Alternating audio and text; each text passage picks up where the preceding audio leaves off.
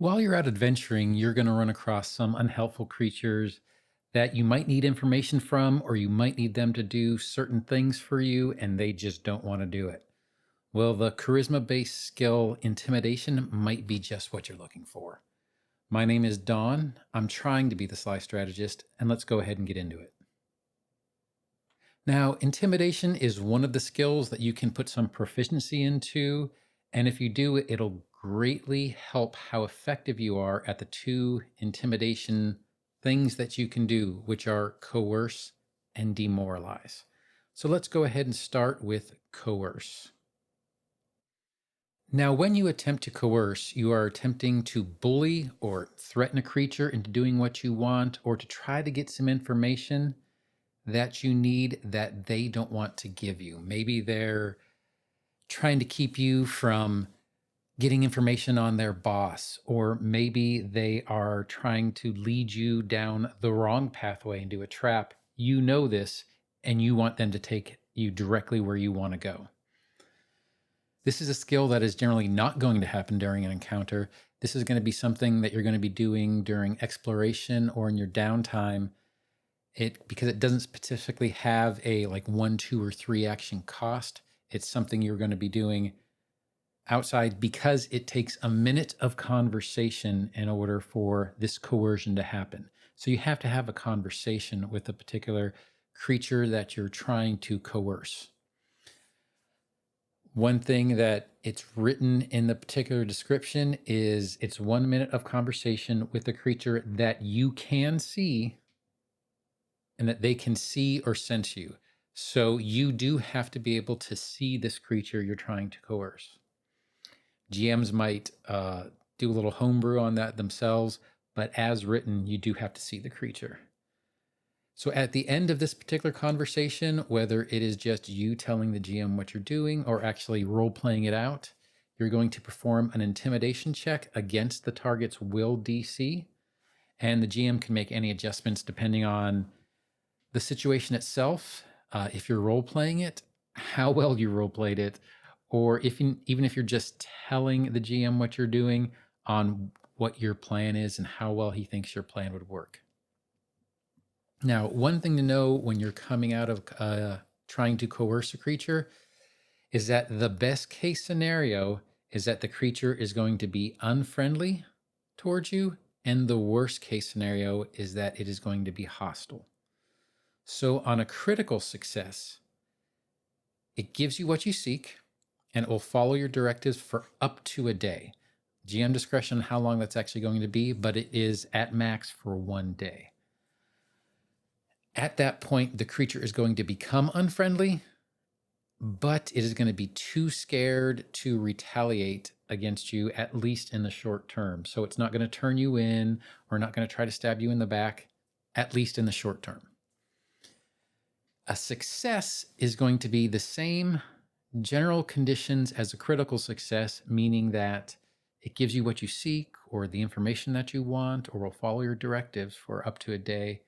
However, it will also become unfriendly, but they may act against you immediately. There is no short-term leeway into when some type of retaliation might take effect. It doesn't mean retaliation is going to take effect, but there is no limit on when it could happen. On a failure, they do not do what you want. And if they're not already unfriendly or hostile, they will become at least unfriendly towards you. So you're not going to get your way, and they're going to be in a best case dislike of you. In a critical failure, they refuse your request totally. They're going to become hostile towards you, and they can't be coerced by you for at least 1 week. So coerce can get you what you want. In general, it's a very good skill in order to try to get information or try to prevent a creature from doing something you don't want to do or getting it to do something that you want to do. There are some detractions to it if you do fail or critically fail, but a good skill nonetheless. Now with that, let's go ahead and move on to our next intimidation skill. So the next skill is going to be Demoralize. And this is the one in truth that I see more often in play. So unlike Coerce, Demoralize is a single action that you perform during an encounter. It's something that you're really going to be doing when you're in that 3 action economy. I could see it being used outside of that, but in general, you're going to be using coercion instead. The specific point of Demoralize is to frighten the creature. So there can be some use outside of an encounter. When you're doing it, you're screaming, you're shouting, you're taunting, you're trying to put down or insult the creature that you're trying to demoralize.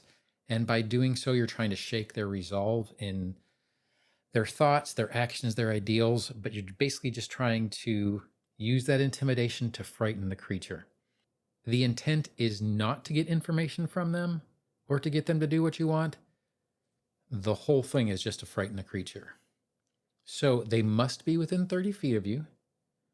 And then you will attempt an intimidation check against that particular target's will DC.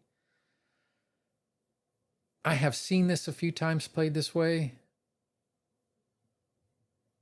but if the creature doesn't understand you or doesn't speak, it is a -4 circumstance penalty. What I have seen is people will say, well, it doesn't understand your language, so you can't intimidate it. By rules as written, that's not particularly material. You just have to be willing to accept that -4 circumstance penalty. So you can do it against a creature that doesn't speak your language. And regardless of the result, they are temporarily immune from your attempts to demoralize for at least 10 minutes. So it's pretty much once a combat, unless you have a really long combat.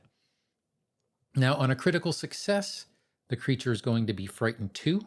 And we'll go ahead and put the frightened condition up actually over here. And on a success, they're going to be frightened 1. So the frightened 1 and 2 is just going to give you what they're subtracting. So intimidation is a great skill to have. It gives you some actions that you can do, especially if you are proficient in them, that really expand how you can interact with hostile or unfriendly creatures. And I do hope that this video taught you something or made you think about it a different way. And I hope you liked it. And if you did like it, feel free to go ahead and like, subscribe, or hit that notification bell. But regardless of what you do, I hope you have a great day and happy adventuring. Thanks.